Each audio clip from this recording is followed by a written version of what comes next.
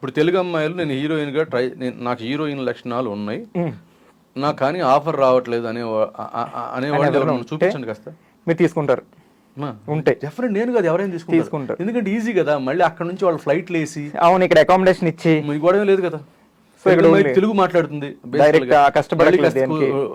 Second take, third take, fourth, first లో takes తీసుకుంటారు. తెలుగు అమ్మాయి ఆ గొడవ లేదు కదా, టైం కూడా మిగులుతుంది కదా. Time is more concern. అవును. సో అయితే అంతే తప్ప సెపరేట్ అంటే చెయ్యనని వేలు అంటాం తప్ప మనం జనరలైజ్ చేసి అందరి తరపున మాట్లాడలేదు. మై ఎక్స్పీరియన్స్, మీకు జరిగింది నా ఎక్స్పీరియన్స్ లో తెలుగు అమ్మాయి ఉంటే కాదు అనుకో కన్నడకి ఎప్పుడు వెళ్ళలేదు అసలు. ఇప్పుడు వాళ్ళే తెలుగు అమ్మాయిలా అన్నట్టుగా అయిపోయారు. ఇప్పుడు ప్రెసెంట్ చూడగా మనం ఓన్ చేసేసుకుంటాం. అట్లా కూడా కాదు, ఇక్కడ అందరూ ఎప్పుడు రోజు వాళ్ళు కొంతమంది అసలు ఇక్కడే ఉండిపోతున్నారు, వెళ్ళట్లేదు. చేత్రాతో నేను జమ చేశారు, తన తర్వాత నా ప్రొడక్షన్ లో అత్తారింటి కచ్చలు చేసింది, ఇప్పటికి ఇక్కడ చేస్తుంది. ఏం ప్రాబ్లమ్స్ ఉండవు. తెలుగు అమ్మాయి అనుకుంటారు.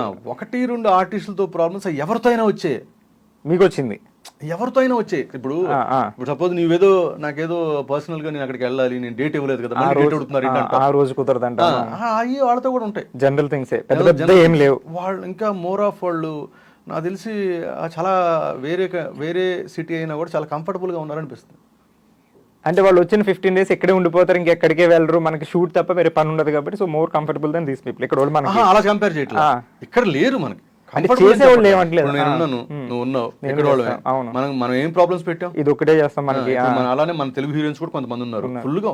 సీనియర్స్ అయితే అందరూ మనోళ్లే కదా. సీనియర్స్ అదే అంట, ఇప్పుడు ప్రెసెంట్ చాలా ప్రొఫెషనల్స్ ఉన్నారు కదా, బాగున్నారు అందరూ. ఇప్పుడు ఏంటో మరి సీరియల్స్ కి తెలుగు అమ్మాయిలు అసలు ఏ సీరియల్ పెట్టినా కన్నడ అమ్మాయిలు ఇట్లా కాంటాక్ట్ చేయటం, లేకపోతే ఇప్పుడు సోషల్ మీడియాలో అడుగుతుంటారు అట్లా అడగటం, లేకపోతే ఆఫీసులకు రావడం జరగాలి. రావట్లేదు మీకు. కొన్ని కోఆర్డినేటర్స్ ఉంటారు కదా, వాళ్ళ దగ్గర బుక్కుల్లో ఉంటారు, వాళ్ళు కూడా హీరోయిన్ కి మెటీరియల్ ఎవరు లేరు, పనికొచ్చేలాగా అలా లేరు. సో అంతే reason. So nothing special.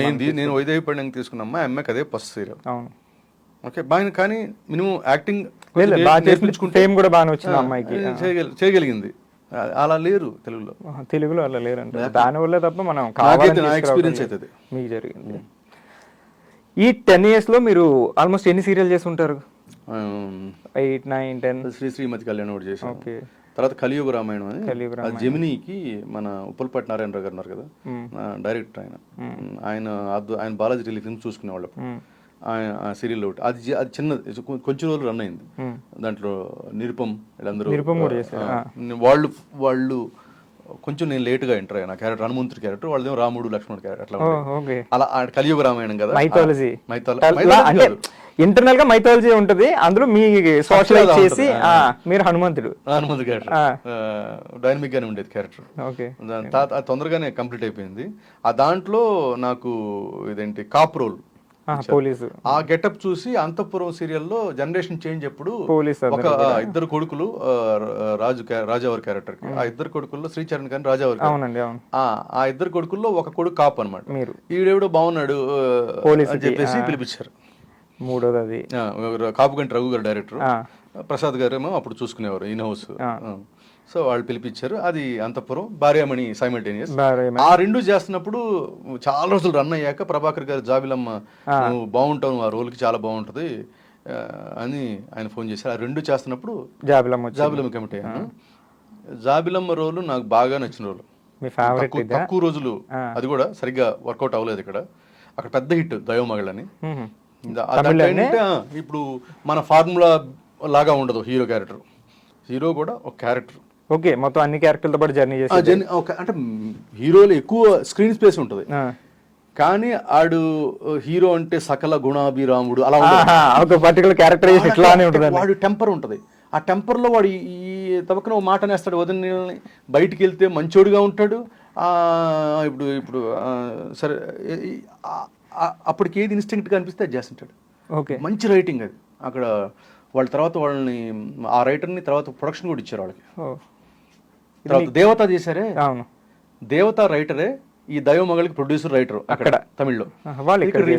Remake Prabhakar గారు చేశారు. దాన్ని చేశాను. అది చేస్తున్నప్పుడు ఆ జాబిలమ్మ ఉండి ఈ రెండు అయిపోయినాయి. ఇది అంతఃపురం భార్య. అప్పుడు జాబిలమ్మ చేస్తున్నప్పుడు అష్టాచమ్మ అండ్ అమెరికా అమ్మాయి మళ్ళీ ఈ 3 కొన్ని రోజులు చేశాను. ఇప్పుడు జాబిలమ్మ అయిపోయింది. ఇంక ఈ 2 చేశాను. ఈ 2 తర్వాత మానేశాను. ఇప్పుడు వచ్చింది మళ్ళీ రీఎంట్రీతో ఎన్ని వెళ్ళిపోయింది మనసు. ఇది ఒకటే ఇప్పుడే ఈ 5 years తర్వాత. సో ఆల్మోస్ట్ 10 సీరియల్స్ వరకు ఉంది దగ్గర. So among all the serials which is your favourite అంటే జాబిలమ్మ అన్నారు. క్యారెక్టర్ పాపులారిటీ అంటే స్టాండర్డ్ అయితే అంతపురం భార్యామణి, అంతపురం స్టాండర్డ్, భార్యామణి అరుణ్ స్టాండర్డ్ అయ్యాను నేను. తర్వాత పాపులారిటీ అష్టాచమ్మ అండ్ అమెరికా అమ్మాయి వచ్చింది.